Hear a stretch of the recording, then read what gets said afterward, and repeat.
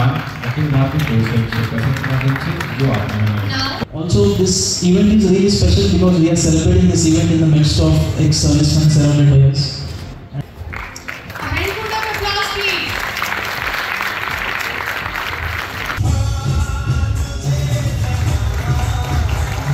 कोंडागांव के ऑडिटोरियम भवन में आज कारगिल विजय दिवस मनाया जा रहा है। कारगिल विजय को आज 25 साल पूरे हो रहे हैं।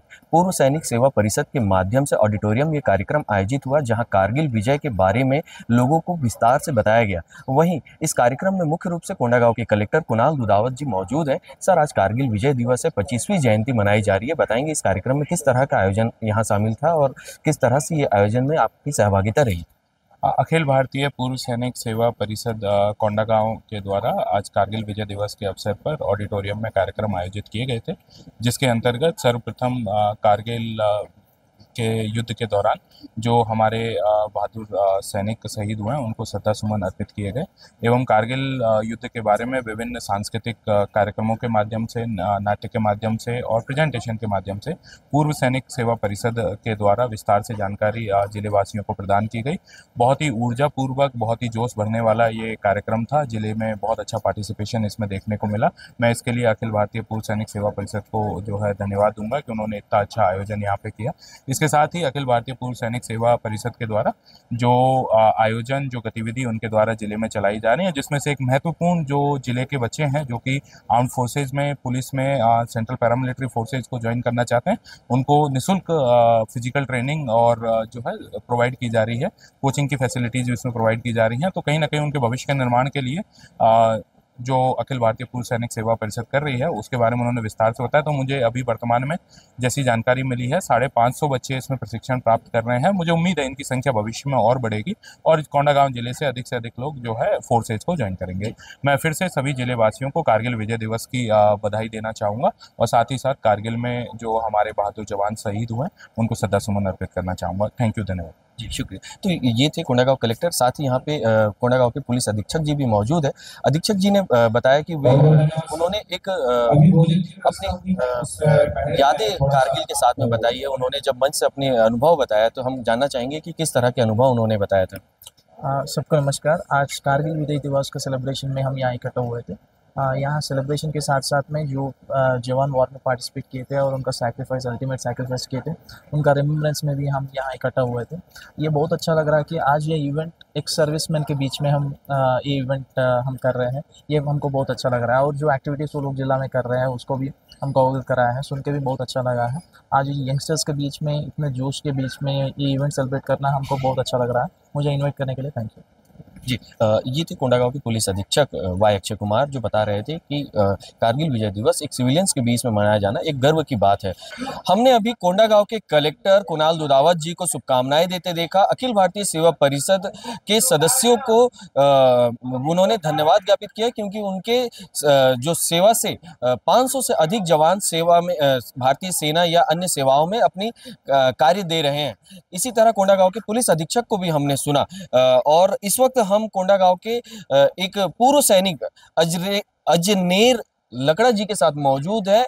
इन्होंने कारगिल युद्ध में अपना योगदान दिया। ये युद्ध में शामिल थे और सीधे रूप से इन्होंने कारगिल के युद्ध में जो दुश्मन सेना है उनके साथ लोहा लिया था। हम इनसे पूरी घटना, पूरी कारगिल युद्ध के बारे में जानेंगे। आज निश्चित तौर पर भारत विजय दिवस मना रहा है। कारगिल विजय दिवस का 25वां ये जयंती है।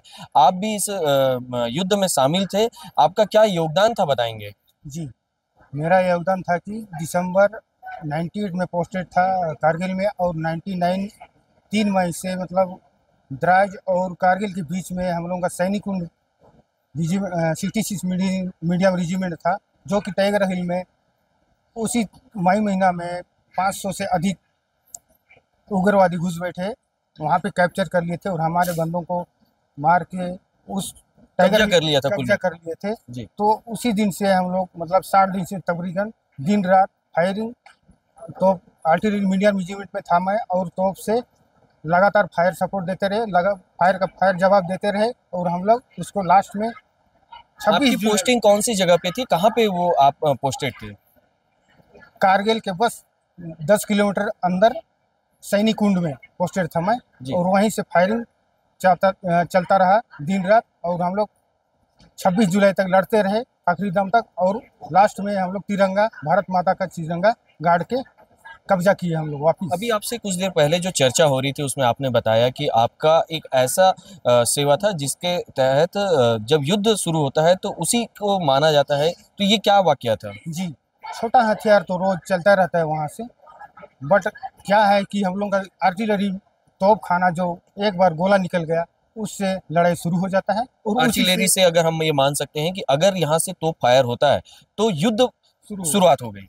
जी, और इसमें आपकी भूमिका थी? जी, इसी में मेरा भूमिका था, और बीच में मेरा फादर भी 14 जुलाई आसपास में मेरा फादर एक्सपायर हो गया था, जिसमें कि मैं आ नहीं पाया, और 15 अगस्त के बाद में मैं घर आया छुट्टी में। और लगभग कितने दिनों के बाद आप अपने पिता के ये मृत अवस्था की सूचना मिली और कितने दिनों के बाद अपने घर पहुंचे थे? जी, मैं 1 महीना के बाद में। यानी कि पहले देश सेवा, उसके बाद पितृ सेवा आपने यहाँ पे अपना फर्ज अदा किया था, और युद्ध जब समाप्त हुआ तो आपको किसी तरह का पदक प्राप्त हुआ? जी, पदक हुआ था, लेकिन अभी नहीं है मेरे पास फिलहाल। जी, कौन सा पदक आपको प्राप्त हुआ है? राजनाथ कोविंद का वो प्रशस्ति पत्र मिला हुआ है। जी जी। और कुछ अनुभव आप बयां करना चाहेंगे? आपने बताया कि आप युद्ध में थे और आपने युद्ध के दौरान सीधे वार में आप शामिल हुए।